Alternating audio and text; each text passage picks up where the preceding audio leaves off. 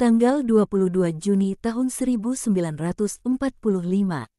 Petrus sungguh agung sementara memasuki halaman Bait Allah, bertindak sebagai ayah Yabes yang digandengnya.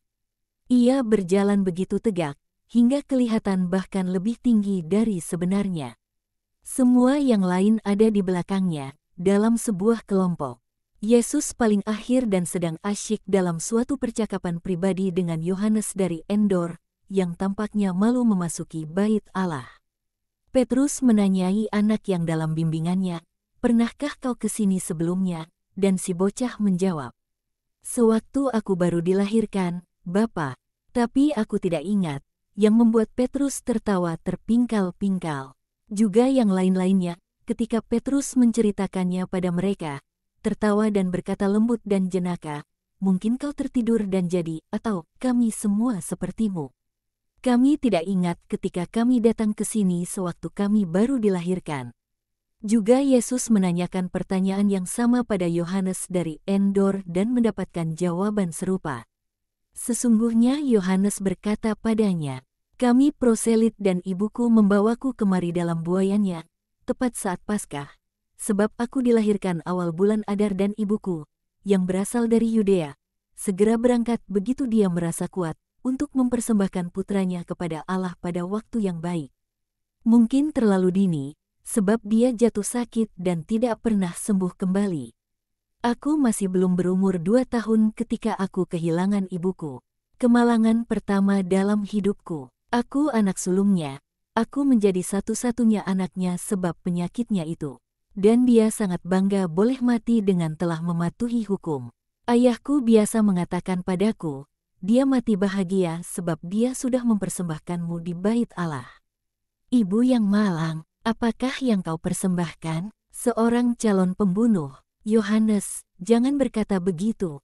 Waktu itu kau Felix, sekarang kau Yohanes. Camkanlah dalam benakmu rahmat agung yang Allah anugerahkan padamu, selalu ingat itu. Lupakan keterpurukanmu di masa silam. Tidakkah kau kembali ke Bait Allah lagi?"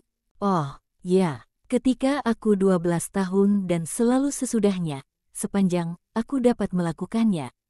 Di kemudian hari, ketika aku dapat datang, aku tidak datang, sebab sudah aku katakan padamu aku menyembah hanya satu hal, kebencian. Dan itulah sebabnya mengapa aku tidak berani melangkah lebih jauh di sini. Aku merasa seperti seorang asing di rumah Bapa. Aku sudah meninggalkannya terlalu lama. Kau kembali padanya dengan dibimbing oleh tanganku yang adalah putra Bapa.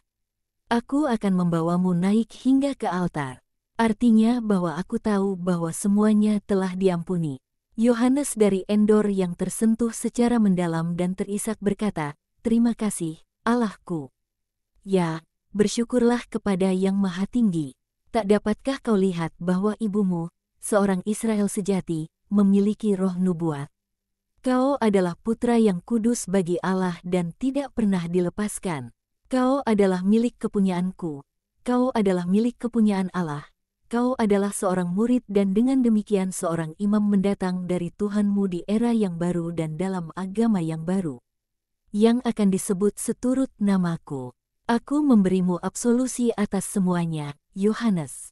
Melangkahlah dengan penuh percaya diri menuju yang kudus. Dengan sungguh-sungguh aku katakan kepadamu bahwa di antara mereka yang tinggal dalam halaman ini ada banyak yang lebih berdosa dan lebih tidak pantas dibandingkan kau untuk pergi mendekati altar." Petrus sementara itu sibuk menunjukkan kepada si bocah hal-hal yang paling perlu diperhatikan di Bait Allah, tetapi ia meminta mereka yang lebih terpelajar, khususnya Bartolomes dan Simon, untuk membantunya. Sebab dalam memenuhi kewajibannya sebagai seorang bapa ia merasa lebih nyaman bersama mereka yang lebih senior. Mereka dekat peti persembahan untuk memberikan persembahan mereka ketika Yusuf dari Arimatea menyapa mereka. "Kalian di sini, kapankah kalian datang?" dia bertanya sesudah menyalami mereka. "Kemarin sore, dan Guru, ia di sana, dengan seorang murid baru. Ia segera datang."